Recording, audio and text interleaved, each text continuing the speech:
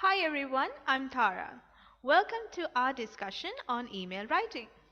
This program is brought to you by Headway Learning Solutions in collaboration with the American Center Colombo, powered by the US Embassy. The American Center Colombo has been providing these programs that focus on developing the skills of the youth of today, such as language skills, innovative skills, and many more. The ability to write a compelling email may be the single most useful skill an organizer can possess. So let's have a chat with Miss Susan, the project coordinator of Headway Learning Solutions, as she goes through some of the most important points that you need to know when writing an email. So, hello, Miss Susan, and welcome to our discussion. Hi, Tara. Good morning and nice to see you. How are you doing, Tara? I'm doing great. How about you? Not bad, Tara. So I like your introduction to this email writing session. Like you said, it is an essential skill. And whether we like it or not, sometime in our life, we're going to end up writing an email, isn't it, Tara? True, very true. Okay, so let us join right into the session. And as always, Tara, do feel free to stop me and ask me any questions that you may have. Sure. All right. So, first of all, I'm going to give you a few statements that I would like you to think about. For example, the first one on the screen. You need the same language skills to write an email as you do to write a letter. What do you think? Is it true? Is it false? Hmm. I feel that it's not quite true. Okay, all right, interesting. So I'm not going to give you your answer for this, Hmm. but as we progress into the session, hopefully you will come to your own understanding of these statements. All right. So Okay. moving on to the second one. If you speak English well, you can write good emails. I'm 50-50 on this, but we'll see. Okay. Okay. All right. So 50-50. So you think, if you can speak, you may be able to write good emails, but maybe not. Okay. Interesting. All right. So one of the most important features of an email is the subject line. Yes. I think it's a yes for me on that. Okay. Okay.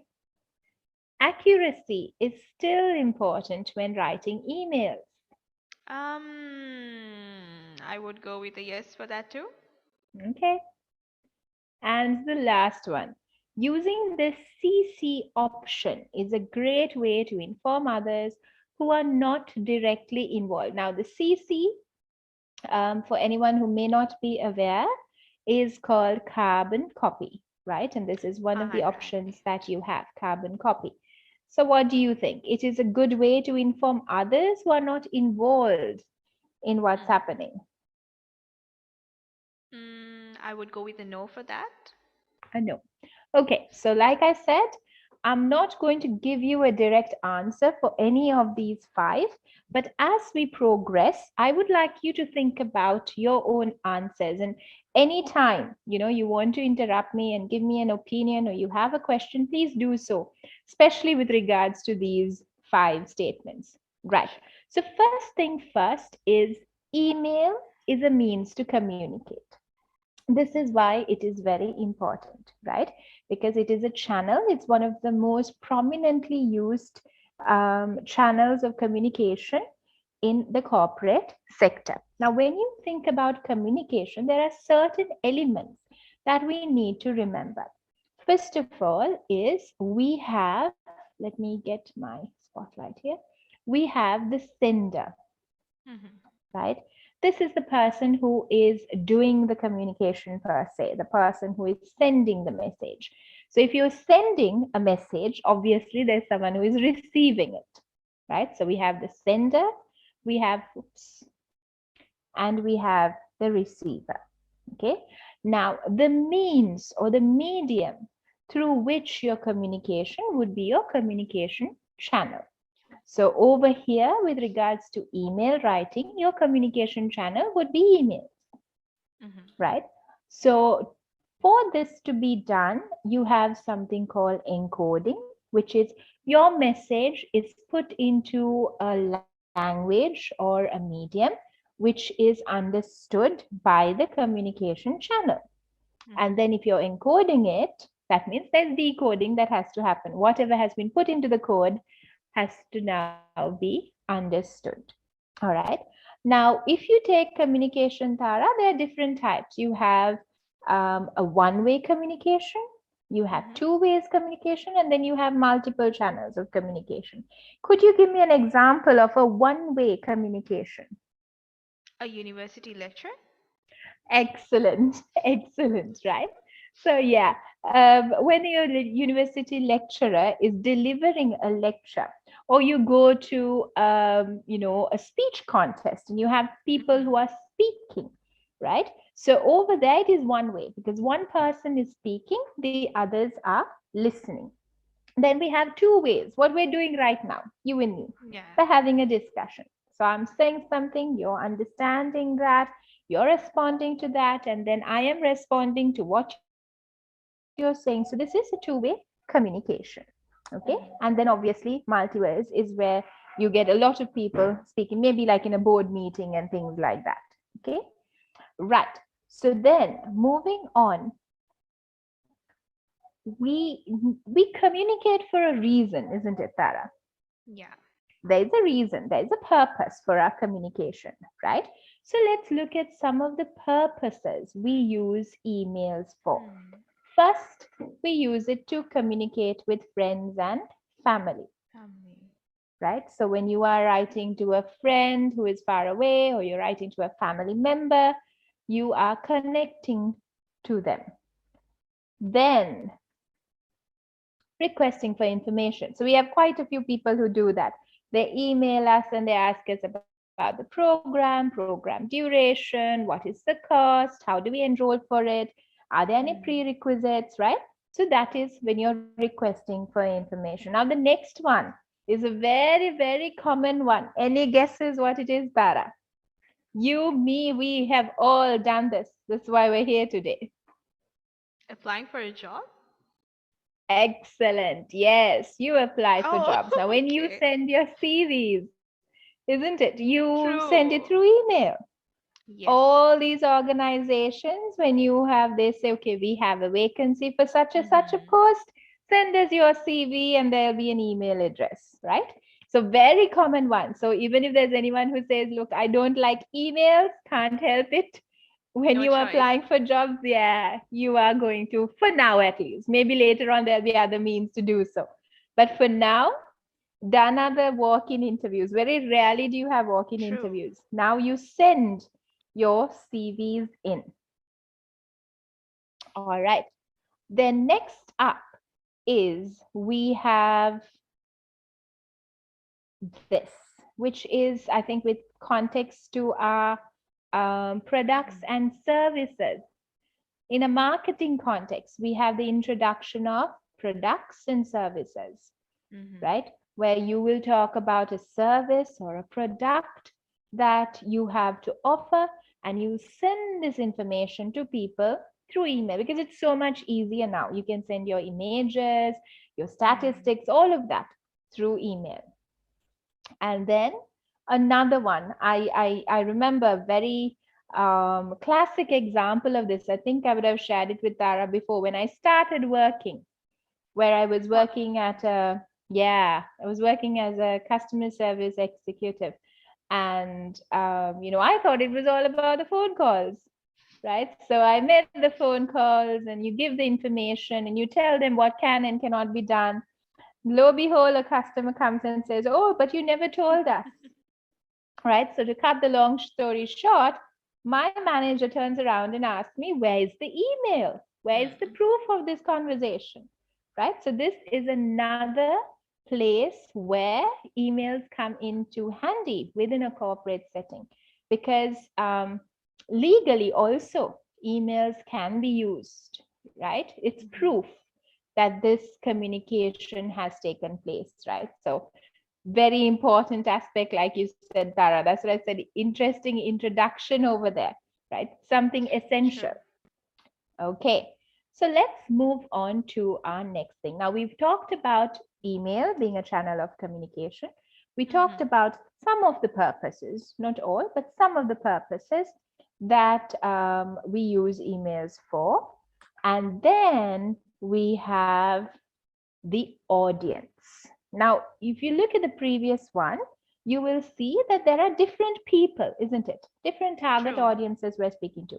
Family, information would be your project coordinator, your administrative officer, whoever. Sometimes it's a teacher, right? So different people. Then applying for jobs, right? So people who can actually change your life around, they have the power to, give you that opportunity in life, right? So we have different people that we're writing to, Tara.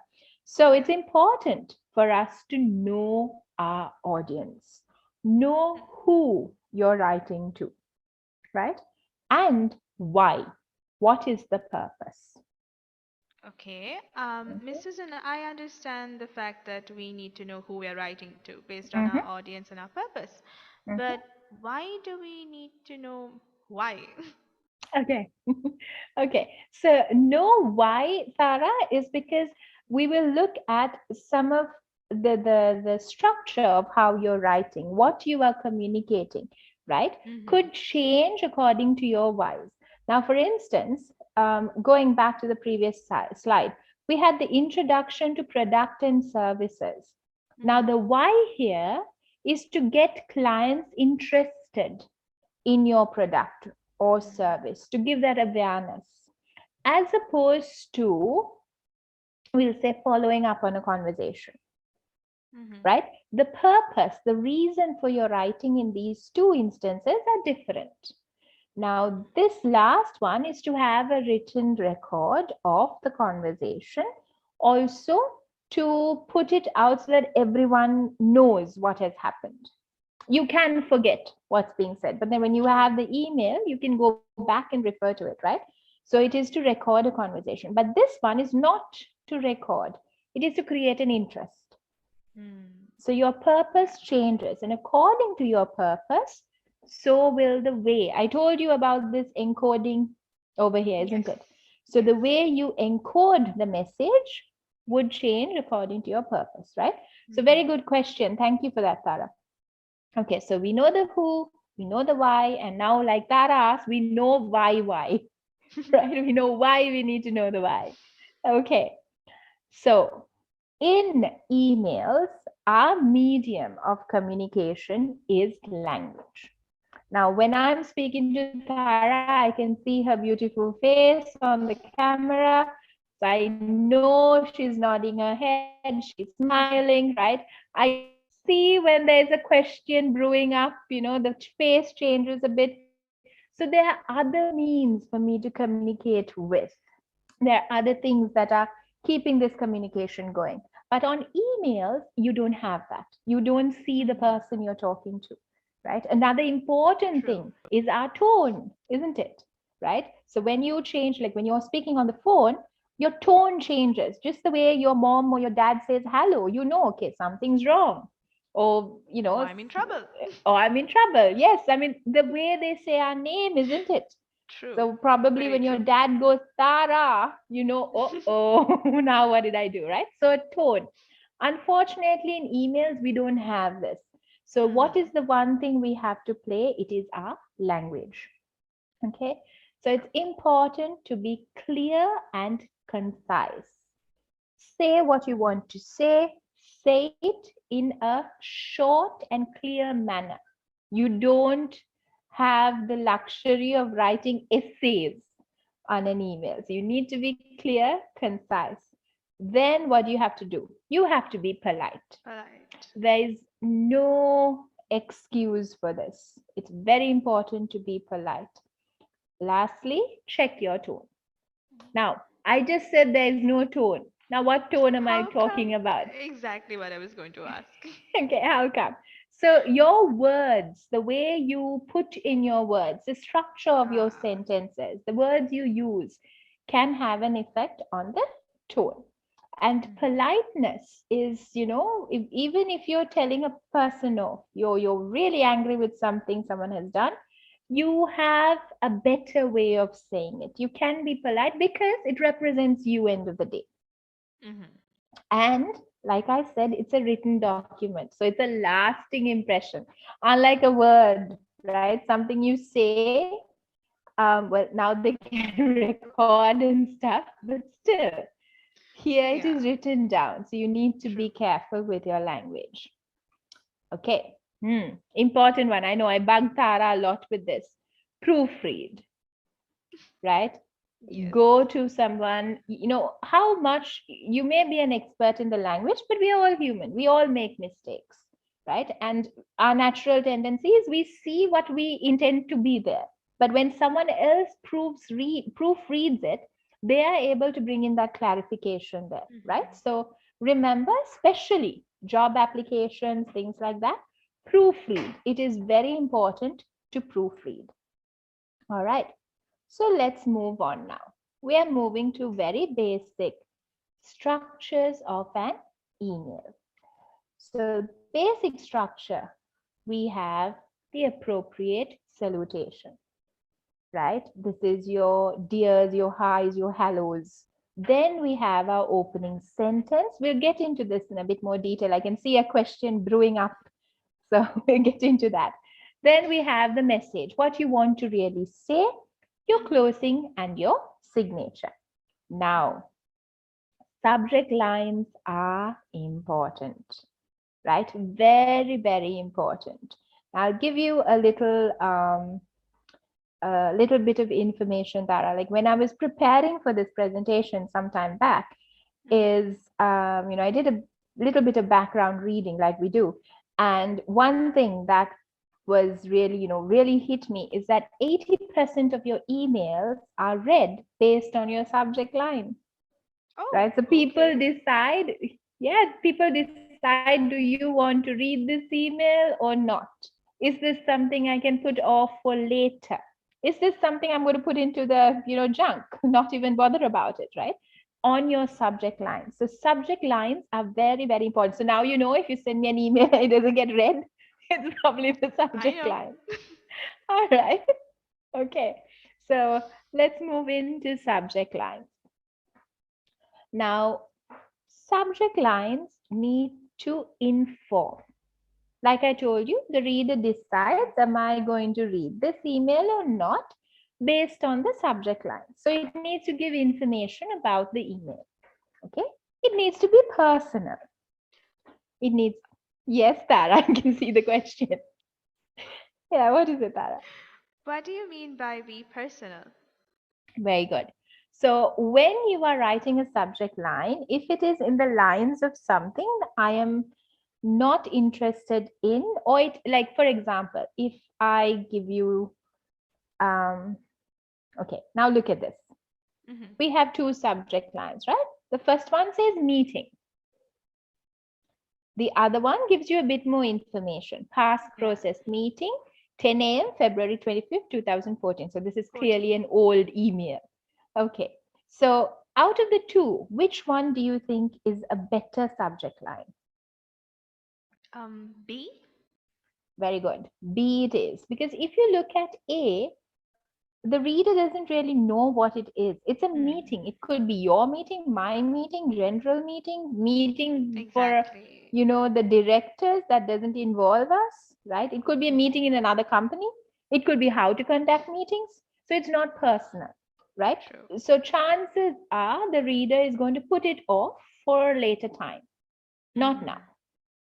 Mm-hmm. Okay. But when you say past process meeting, obviously this word past is a something that is personal to the reader. They will Mm-hmm. understand what that means. Okay. And there was a meeting that was scheduled on this date at this time. So then the reader knows, oh, this is something to do with this meeting that was scheduled for me, or something that is already finished.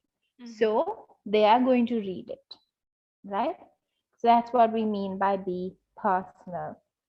Mm. True. Then short and sweet, right? Okay. So going back to the example I gave you, if you look at this, it's, you'd hardly have a sentence here. It makes no sense. It's Yeah. just fragments. Name of a meeting, time, date, Time and date, right? yeah. So that's because a subject line, you have very limited space. You can't really write, a complete ratang of words over there. So you Mm-hmm. need to know what is the information that needs to be given and you say it. Now, I need to ask you something, Tara. What is your practice when it comes to writing subject lines? Do you do it before you write the email? Do you do it after you write the email? When do you get into this task of writing the Hmm. subject line? Good question. So, I would say before I write my email, because I Mm-hmm, have it in my head the purpose of why I'm sending this email to this particular person. So the mm-hmm, first thing I do is I state it out so that mm-hmm. I tend to go a bit off track when I start writing emails. So when I look All back at right. the subject line, Okay. I know this is what I need to tell, and that's it. Okay. Okay. All right. Good. Good. Now, there is no hard and fast rule. Mm-hmm. My personal experience is I write it after I write the email. Mm. Because for me, I like to summarize what is being said in the body, Mm-hmm. right? But like you said, if you are very precise and you say, okay, I am writing about Friday's meeting, staff meeting, Friday, this is the agenda. Now, there's nothing, it's straightforward. You can just Yeah. put it in the subject line and go, Friday, staff meeting, agenda, done. And then you just Yeah. go onto your email. But if it is something where, I'm talking about a new option that is there in Mm-hmm. our software, or a new technique that we want the teachers to practice. So then I might probably write the whole thing down and then think of the subject line. I'll tell you why in a bit, right? So again, it comes back to why are you writing the email? Mm. All right. So um so with subject lines, just going back, inform, be personal, short and sweet. Okay. Right. So we have two emails over here. I'm not going to put you on the spot and ask you to write the subject line, but to those who are listening in, I would suggest you to pause right now and get a bit of training. Write your own Mm-hmm. subject lines and see how you worked out. So, this is in lines with what I do. The email is already written, and you are now putting in the subject line. Okay, right. Now, coming to the question of why some people practice writing the subject line after the message. Because when you think about subject line for marketing, now this would be where you're talking about a product or a service. Okay, there are certain techniques that people use. First is be creative, Mm-hmm. right? Don't use the same old informing about new product, right? Or launching new service, launching new product, because it's not creative. Chances are people see these words, they're going to hang up. True. I mean, not hang up. What is it? People are going to like toss the email out, right? They're not going to really read Mm. it. So be creative. Think about what you're really going to offer your reader and then put it in. Lists and numbers, beautiful, beautiful thing to use. For instance, if I sent you an email saying, um, how to become rich, okay, Mm-hmm. that's okay. So that's an interesting subject line. But think about this. If I say 5 steps to becoming rich, which one are you going to click on? Definitely the 5 steps. Yes, because it gives you a definite number. 5 things you Yes. have to do this, right? Or I think there's a lot of this going around. 10 things I knew before I was 30, 20 things I knew when I was in high school, right? True, true. Or three wardrobe essentials, right? So these things, list the numbers, always intrigue our mind because it gives us a Mm-hmm. definite this much is what you need to do, steps that need to be followed, right? So that's good. Questions. Questions are a good thing to use. For instance, when you say something in the lines of, um, Yeah, do you want to grow your money, right? So there it calls the reader, it asks the reader a question. um what else can we say? How do you manage time, right? Mm. So questions are a good way to start off subject lines. The next one is, it's very interesting, is to use something controversial, right? Controversial is definitely going to attract a reader. It's going to attract the audience. But you need to be careful because it depends on who you represent, what is the brand, what is your product. You don't want to be misidentified, right? So you need to think about that if you're using controversial subject lines. Um, and chances are, you need to be in the field for some time before you can start using it, because it's a bit of a risk. You could actually, shoot your own foot with it, right? So be careful with Sure. controversial. An example that we were discussing when we were preparing is my plastic castle. No one ever thinks of plastic, is always think of as cheap, um, Mm. something that's not really tasteful, right? It's not something that's elegant and things. So when you say castle, on the other aspect, it's something that's quite extravagant. It's something about longevity there. Again, expensive, Royalty. royalty. Thank you. Royalty, that was the word I was finding, right? Mhm. So when you say plastic in castle, it's quite controversial. How did something plastic become a True. castle? Right? So then chances are people are going to want to know what you're writing about. Mm. Personal. Um, Again, if someone told me, okay, um, someone said something in the lines of, um, what shall we say? 5 recipes with durian. Oh, very I interesting. wouldn't read it. Oh, okay. I wouldn't I'm read quite it. the opposite then. Okay, so there you go. See, that's because it's personalized. To you, it's something that's Yes. intriguing, and to me, it will be like, I'm not going to go near durian, so I don't need to read that, right? So personalize it. Also, a lot of these marketing people practice this where they use your first name in the Mm. email.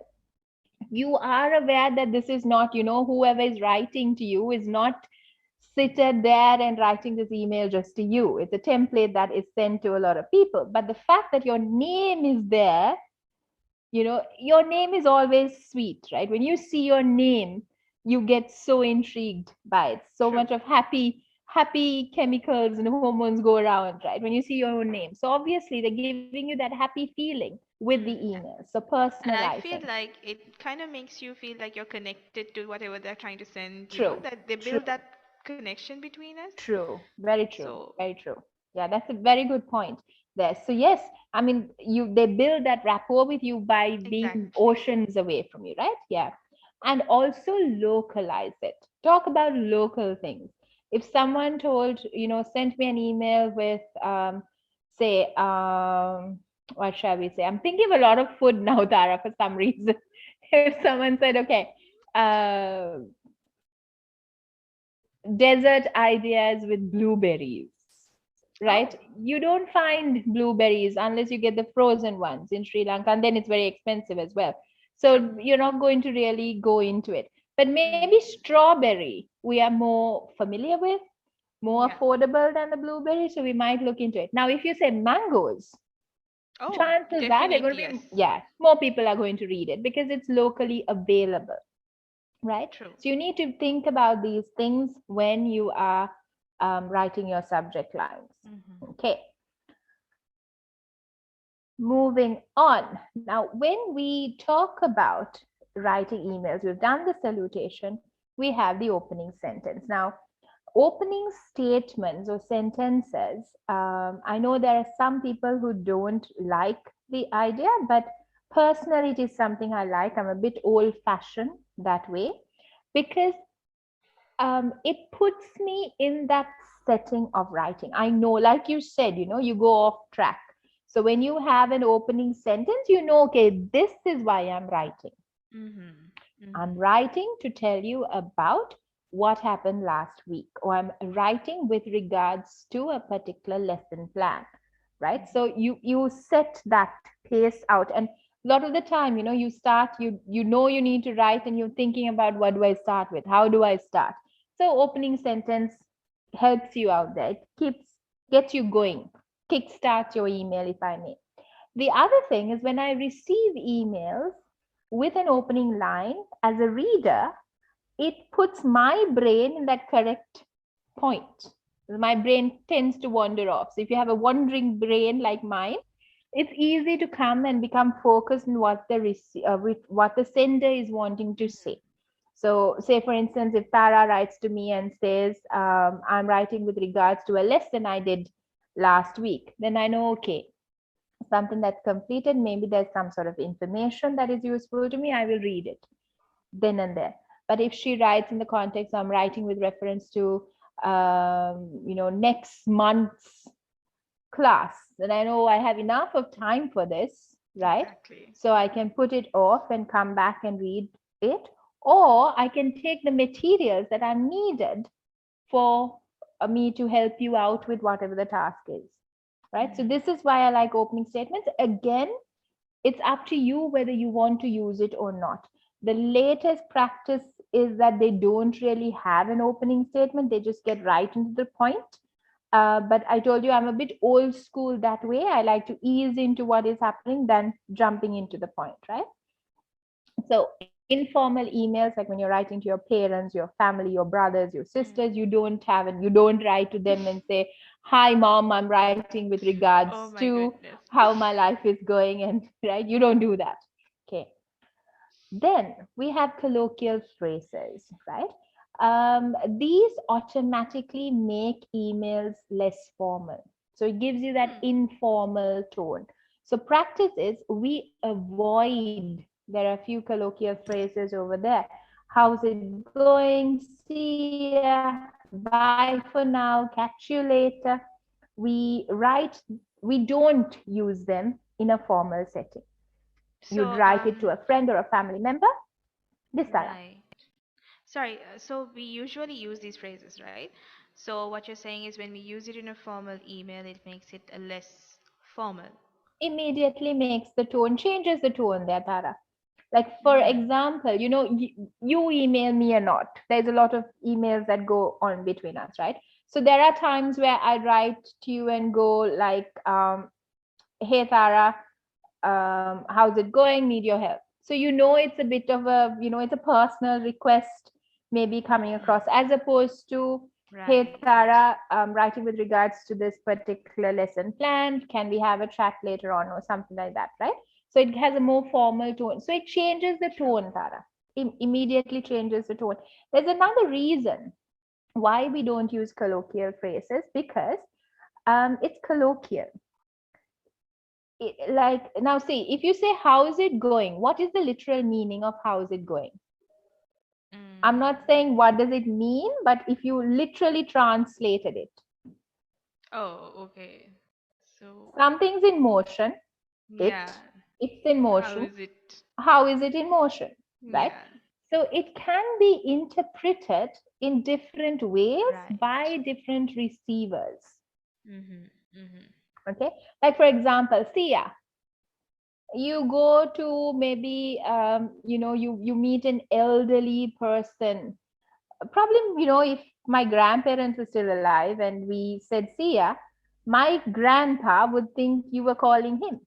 You were saying Sia, like True. Archie and Very Sia, true. right? So different True. people interpret it in different ways. Mm-hmm. Okay, so this is why we avoid.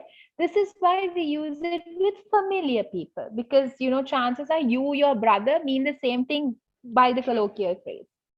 Okay, so Mm-hmm. yeah, it makes it less formal. Vocabulary again has that effect, right? So Mm-hmm. here are a few examples. Sorry, going back, here are a few examples of some less formal vocabulary. And again, I would like to encourage those who are listening in to pause at this point and see whether you can get the formal words for it. Like, for example, let's see. Let's take the second one, to tell. what would you say is the formal Inform. vocabulary? Well done, to inform, right? So these, like when you say, okay, I'm writing to tell you about last week's class, it has a little bit of an informal ring to it, as opposed to I'm writing to inform you about last week's session. True. It has a more formal ring to it. So this is what we mean by the tone of the email. All right. Again, a bit of practice for the listeners is, or the viewers, sorry, I keep thinking I'm on radio. The viewers is, we have two emails over here. I would like you to stop, pause, read through it, and see which one of the two, in your opinion, is the better email. I'm going to ask Tara for the answer, but before I do that, I would like you to pause the video right now and read through the email and see which one is, in your opinion, better and why. All right, so, okay, I think you had your time for that. Tara, what do you think? Which one is better, A or B? I would think it's B, Okay, and why is it? because it tells you, like, it gives you the message, whatever you need to know straight away, instead of, um, I know it's paragraphed on the other one, but I feel like B is more clear. The message is more clear in the email which is on B. Mm, mm, okay. And also, you can see here, Manjula is writing about two different things, right? Exactly. Okay, so over here, what happens is she's dealing with one topic and it's done. It says revision of sales report, and that's what it's about here, Yeah. right? But if you look at the first one, revision of sales report, and she talks about another meeting as well, Meeting, yes. right? So if I was receiving, if I was Jant and I was receiving it, and sales report is not that important, but this is about a meeting that they're having, I'll miss it out. Mm. Hmm? So that would be why. But then, people could argue saying, like, look, they're in the same organization. Why do they have to keep writing emails? Well, then I would suggest you change your subject line, Subject line, exactly. right? So revision of sales report and And schedule for whatever meeting. So that then the reader knows what it is about. All right. So well done, Tara. Well done. Okay. So again, another challenge. oh my. You're going to hate me for this one. Okay. I'll just ask you only for the first one. But again, let's give the viewers a couple of seconds, Tara, while you read. Let them also read Sure. and think what this statement is about. What are they saying?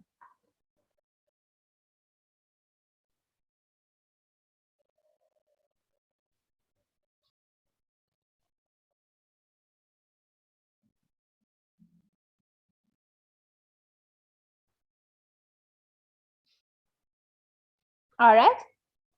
Okay. Okay. So what is it about, Tara? I had to do a double take on this. So Okay. it took me quite some time to understand it. But what I feel is it's a person who is writing to a company and saying that they will use their educational experience as well as their um, work experience as an editor Mhm. for the company, for their position. Well done. Well done. So, I mean, we use this a lot in our CVs, especially when we send CVs, right? Given the opportunity, I will give my fullest to serve you better. That is what is being said here, right? Exactly. None of the words are super difficult words, but I do understand when you said you had to do a double take because it's so lengthy, it's so long, True. right? So, this is the opposite of being concise, right? Which a lot of us do. We're guilty of it when we want to show off our language a bit. But then again, what is your purpose? Is it to show off the language or to communicate what is being said, right? So another one, I'm not going to put Tara in problem here and ask her for this one, though she knows it already. Oh my. Uh, quite long, right? So viewers, would be interesting for you to just read through it and let us know, what do you think the second text statement is about? Okay, so do comment on that and let us know. Okay, so moving on. be polite, right? So it it ultimately tells people who you are, being Mhm. polite, right? There are lots of lots of examples we personally have in our life where people are very good, they're very good hearted and all of that, but just because there's this ring of impoliteness, we don't like to interact with them. So it's the same with your emails as well. If you're not polite, people will not like to interact with you, right? And it'll close whatever opportunities you have.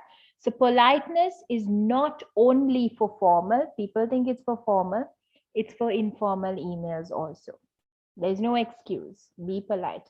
How can you be polite? Now, there are certain words that we could use. For example, can you please, instead of saying send me the report or send me your number, when you Mhm. say, can you please send me, it sounds more polite, right? When you go to a restaurant, I've heard quite a few people going, oh, I want, I want whatever, I want an orange juice, right? As opposed to, I would like to order, or I want to order an orange juice, which makes it more polite. It's nicer to hear. True. And then when we go to the formal setting, can could be replaced by could. Could you please send me? And I would like Like to to order, order. right? So just, by having indirect questions, it makes what you're saying so much more politer than using a command. Plus, using of the words could and would also elevates the language. So avoid imperatives. This is what I said. Direct things where say, send me your current price list, right? As opposed to, um, can you send me your current price list? Mhm. More polite, could you please send me your current Send me your price current list, price, please. right? So here are a few examples of polite language. See, we would be grateful if you could send us your current price list. See, even better. We would also appreciate some information on your current price list. It would be appreciated. Now, you need to be careful with this. Mhm. We would appreciate, it would be appreciated Appreciated. if you could send your current price list. Okay, so just a few phrases for inquiries that can be used. So avoid imperatives at all costs, even when you speak.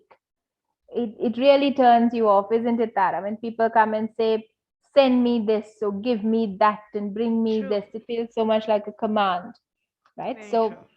if you don't like it, others are not going to like it either. All right. Simple logic there. Okay. So again, we have two emails over here, A and B. One of them is very direct and very rude. The other one is more polite and will definitely get a response. So which one do you think is rude over here? A. Definitely A. Definitely, yes. See, I need your report by 5 p.m. today, or I will miss my deadline. So it's all your fault, right? So if I was Suresh, I'd be like, whatever, no one, I'm not replying you. I don't mind if you miss the deadline or not. Yeah, but unless of course no one is your boss, and Oh, then it's a different message different altogether, situation. right? So yeah, but even then, no one wouldn't be a appreciated boss. People won't like no one as much with this Mhm. kind of Mhm. tone. Now, see, True. grammatically, there's nothing wrong. This is what I meant by tone. Remember what you were asking me previously? What do you mean by tone? This is what we mean by tone, right? As opposed to the second one. Hi, Suresh. Thanks for all your hard work on that report. Immediately, Mhm. Suresh feels good. True. Could you please get your version over to me by 5 p.m.? So even if Suresh was not working, right, the fact that someone has thanked him about his hard work and now asked him, he's going to start pulling his socks and working, isn't it? Right? True. I mean, the first part makes you feel appreciated for whatever the Ah, effort that you put in. So mm, you're like, you want to reciprocate it and you want to maintain that. true. Good And even rapport if with the you're boss. not, Tara, this is reverse, even if you're not, reverse psychology there, you're not. So True. now you feel guilty, You know, I'm like, right? why didn't I do that? Exactly. So now you will do that, right? True, So, yes. I mean, ultimately, your purpose is to get the report, right? Very true. So, you get it done. Okay. And see over here again, I'll miss my deadline as opposed to so I don't miss my deadline, Mm-hmm. which means you are conveying to Suresh, if your report doesn't come, I have missed my deadline, right? But instead of saying that, because of you, I'll miss the deadline, he rather says, send it and I won't miss it, Yeah. right? So this is, how tone actually works Mm-hmm. out with emails. Okay, so another one over here. Um, I'll give you a minute to go through it. So the email is written by Jack to Bob. Oh And my. precisely, now we understand why he is having this face, isn't it? The image. Yes. So the problem here again is the tone, but there are a few things. First of all, Punctuation, even the uh, capitals. yes, the capitals, right? This, what does it feel like, Tara, when you see these capitals? Like, forget about the context. I'm not even Mm-hmm. asking you to read the email, but when you look at this, what does it feel like? That was like the first thing that highlighted out from the email, and I felt like that person was shouting it True, out. true, true. So it's like it stands out, isn't it? True. With the Yes, it rest of the does. word, it stands out, right? So it feels like it's in your face. It's someone is shouting at you. Right. Now look at this. When do we generally see this kind of Ah, punctuation? when you're major annoyed with something. Excellent. Like even in the cartoons, you find this Yes. when Tom is really mad at Jerry or something like that, right? So yeah, it's the same with emails as well. When you put these kind of things in, what happens is the receiver is going to feel super uncomfortable about what's happening, Mm-hmm. right? So it is important to avoid these things. Also, another thing is, um, I don't know if you've noticed people write in red. Yes, yes, I Avoid, have. avoid red. We know Mm-hmm. why. What happens when we take the red pen into the classroom, right? So, Yes. I mean, if you're getting a tick mark correct, it's fine, but then this is not school. So when you put Mm-hmm. the red mark, what happens is it's red is such a bold color.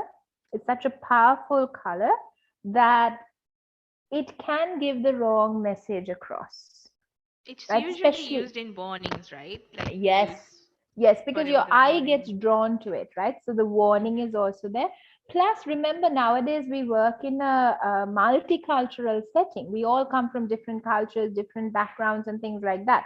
So, what is good in one culture may be bad in another culture. So, be True. careful when you use these, especially colors, right? And it's difficult on the eye as well when there's too much of color that's hitting you. Okay, so I do feel sorry for Bob over there. Okay, now be diplomatic. Send the message across without offending the receiver. Okay, Mm-hmm. so over here, um, there are few people who disagree. I don't know whether few, but there are quite some people who disagree with me with be diplomatic, because now the notion is say what you have to say, right? But for me, I think if there is an option for you to say it in a polite way, it Mm-hmm. would be better than to offend someone. So let's look at some instances. See, we have a problem versus we have a small, minor, little, major, serious problem. Which Mm-hmm. one would you prefer, the first or the second? I would honestly prefer the second. True, true. Because when you say the first one, it sounds so direct, it sounds so Yes. accusing, right? Look at this. We are not happy with.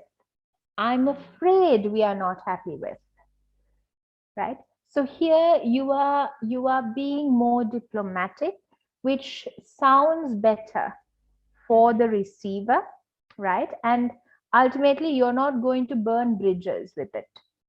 Okay. But again, I would say you know your audience better, you know the context in which you're writing better. So if there is an instance where you cannot be diplomatic, you need to be very direct with the person, please go ahead and do so. But do think about it. Really think about, is it worth um, you know, upsetting and offending someone? Okay. The That's what mistake I is was like, sorry, that's what I was like going to ask. Like, when you be diplomatic, sometimes they might not get the point, true, kind of true. a situation. True, true, very true. So, For instance, yeah, I do agree with you, right? For instance, if you were writing to someone and you said, "Could you meet me at 9 o'clock?" What am I saying? to come and meet you at 9. Yeah, or you are open to say, "Look, 9 o'clock doesn't work with me. Can we put it off to 10?" So you can readjust it. But there are people who think, "Oh yes, I could," but end it at that. They Mm-hmm. wouldn't see it as a request to see you, right? So you need to be careful. That's why it's important to know your audience. Now if you're writing to a someone whose language competency isn't as high, where English may not be their first language, then you need to really think about, do you want to do this, Mm-hmm. or would it be better to say, "Look, I have some things to discuss, I'll meet you at 9, or I'll come by your office at 9." So you're directly telling them that, right? Again, see, I'm saying I'll come by your office at 9, Office. and Yeah. not I'll be Meet there you. at 9, Yeah. or come to my office at 9, which is like more direct. Okay. So again, know your audience. Very fair point that you brought, Tara. You might miss the message if you're diplomatic, Exactly. Yeah.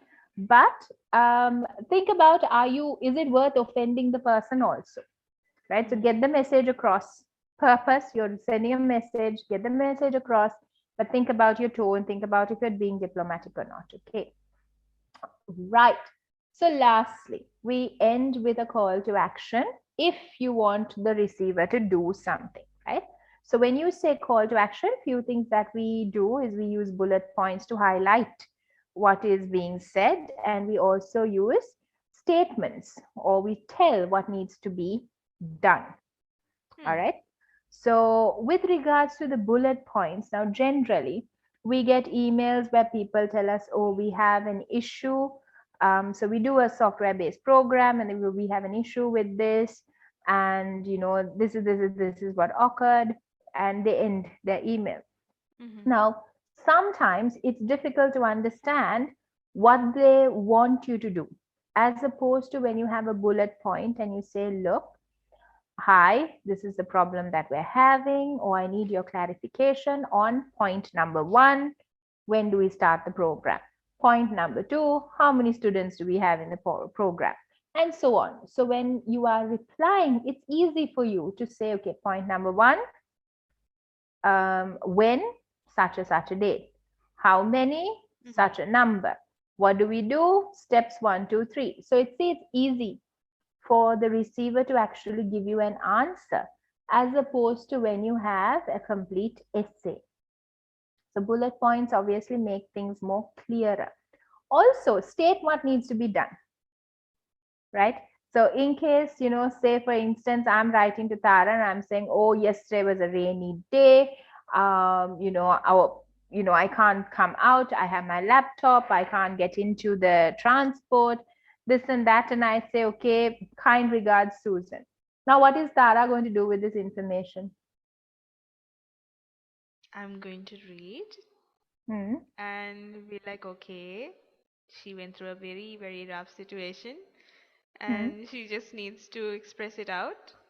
Yeah, exactly. I would just So you will acknowledge it. think, okay, you will say, "All right, thank you for letting me Yeah, know, Miss Susan," or, "Oh, I exactly. feel so sorry that you had such a bad day." And you'll end it with that, right? You might, knowing you will offer to help and say, "How can I help you?" Right? But see, I haven't told you what needs to be done.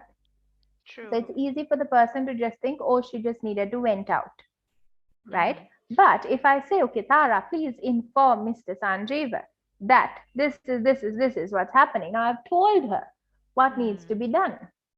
So state it out. You can't presume that the receiver is going to understand what needs to be done, right? I So have a small question there. yes, go ahead. What if I don't know what needs to be done?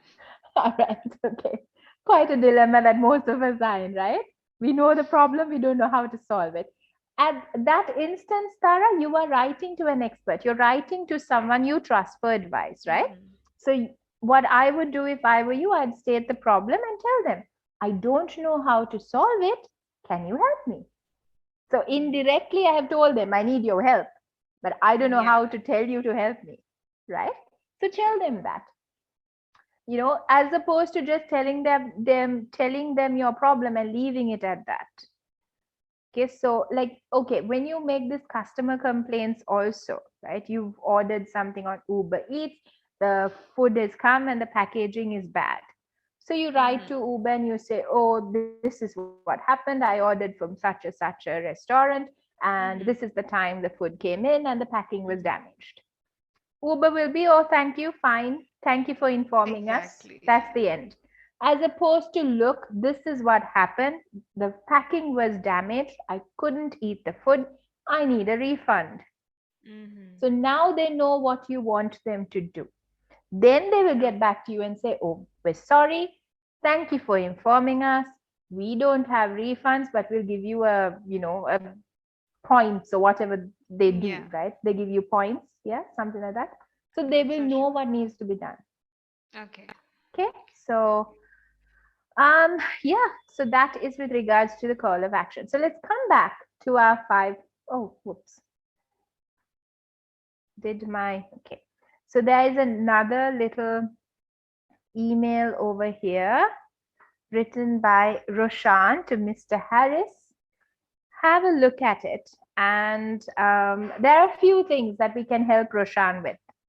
Right? So, as a challenge, I'd like to ask the viewers to just go through it and see whether you can help poor Roshan make this email better. Now, one thing I can immediately see is something that we didn't touch on so much is, see, 1, 2, 3, 4, 5, 6, 7, 8, 9, 10 eyes, right? So, what do you think about that? A lot of I's, personal pronouns. Very, very personal, right? So which takes robs of the professionalism of the email. So you could think about non-personal pronouns when you are writing this, right? So just a hint for those who are attempting to write this email, make it sound better, Hmm. make it more professional, is think about all of these personal pronouns that are being Hmm. used over here. All right. Let's go to our recap. So, what makes a good email? These are just some, not everything, but some of the basic things. Hmm. First is make use of the subject line. A good subject line makes your email read. If not, it's going to end up in the junk, right? Keep messages clear and brief. Do not think emails are like, 4 or 5 pages long. I would say paragraph two maximum. More than that is a Hmm. letter, right? If you are sending a whole lot of information, attachments, put them into proper documents and use them as Hmm. attachments, right? So be careful. An email is for you to send a message, and the purpose is for quick communication. Be polite. I cannot stress enough on this point. Please be polite. Check your tone, your Hmm. words, the punctuation, all of that contributes to your tone. And lastly, proofread. Get someone to proofread. If you don't have someone like Tara around to proofread, What you can do is, I would say, if you have the time, give yourself a little break, do something else, come back and read it. Because just Hmm. after reading it, you see it all correct, right? We make this mistakes a lot of the time. We read it correctly, but then there are mistakes at times. So proofread, make sure you proofread. Okay, so what do you think? Do you need the same language skills to write an email as you do to write a letter? Ah, we're back to the same questions. Yes, we're back to that. Um, I would say it depends, right? Like it is kind of like the same skills that you use, but it does depend on what context and what situation, I suppose. Yes, yes, true. So you've learned that there's no correct answer to this, right? It's yes True. and no. Yeah. Yes, you need grammar, you need punctuation. You can't use, Hmm. what is blue can't be said it's black. So the same True. vocab, all of that has to be there. But is it the same as writing a letter? I would say no, letters are a bit more formal. There's a bit more leverage when it Yes. comes to email writing with regards to the structure of your Hmm. sentences. But that doesn't mean you can, completely omit grammar out of this also. Hmm. True. You need to be grammatically correct. If you speak well, you can write good emails. Hmm. Kind of the same, isn't it? Like, it is one thing to speak the language, but it is one thing to know how you should address a person formally, what are the Mm, phrases you mm, should use, mm. your tone. So, yes, it is kind of Yeah. So fifty-fifty. just because you speak a language, just because you speak English well, doesn't mean you're a good writer. I mean, forget about emails. It doesn't mean you're a good writer, right? The techniques are True. different, the two different skills. So just because you speak English well doesn't mean you will write good emails. But if you speak English well, you can write a good enough email. Maybe I you think don't know the strategies. content wise you'll be able to cope up with it, Yeah, but when yeah. it comes to like punctuations or like you said capitals, using your personal Mm, pronouns, mm, things like that, I don't think it's only enough to speak English well. mm, mm, mm. So So you'll need to know the techniques to yes, writing emails. Plus, sometimes, speakers, we can say so many words in a minute, but when you're writing it down, it can make it mm, very lengthy, right? So, again, true. true. Your answer is yes and no over there. One of the most important features of an email is the subject line. Hands down, yes. Well said. Yes, it is. Definitely, it is Yes, important. Accuracy is still important when writing emails. definitely it is. Yes, it is important. Again, when you're writing a letter, maybe, if you say 100%, here maybe around Hmm. 85 will do. I'm not saying you stick to the 85, but with 85% of accuracy, your message is gone across without much issue at all, right? So accuracy is important, but Hmm. there is room. There is room because it is short. So there is room for you to not write completely correct Hmm. sentences and omit a few words here and there. CC option is a great way to inform others who are not directly involved. Again, I would say use it sparingly, but Hmm. again, depends on your corporate culture. If your boss is a person who has given you the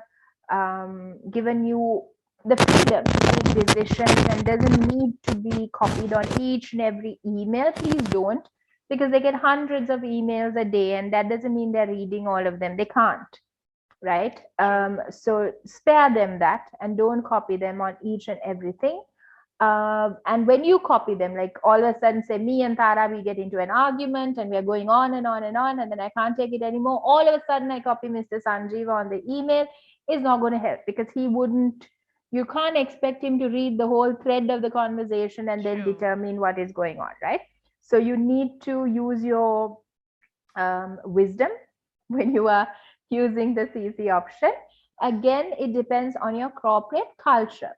Now, there are Hmm. certain people, especially when you're just joining in, you're a trainee, your supervisor or your head will tell you, copy me on all of the correspondence, Hmm. right? but then later on they'll be like, you know what, stop. It's enough. I have enough of faith in you now, right? So then you stop. So it depends on your corporate culture, depends on the context, depends on who you're writing, what you're writing, Mhm. right? So if it is, something very important to a maybe a very sensitive or very important customer, then you might copy your boss. Mhm. Depends. All right. True. So with that, we come to the end of the session. Are there any questions, Tara? I think we dealt with the questions on the way, but Yes, we did. anything else? No, I've actually learned quite a lot that I didn't know about writing an effective email, and I hope whoever who is watching this also had the same opportunity because it was very useful since we do deal with emails quite much on a daily basis. It's very important that we know what we do. Mhm. So thank you so much, Miss Susan. Thank you, Tara. It's always a pleasure. And I would like to remind the viewers there is a certification option that you have. Mhm. So please do feel free to answer the questions at the end of the program and you will get a certificate. So thank you so much, Tara. It was a Thank you. wonderful experience. And thank you to those who are watching in as well. Okay, take care, everyone. Bye bye.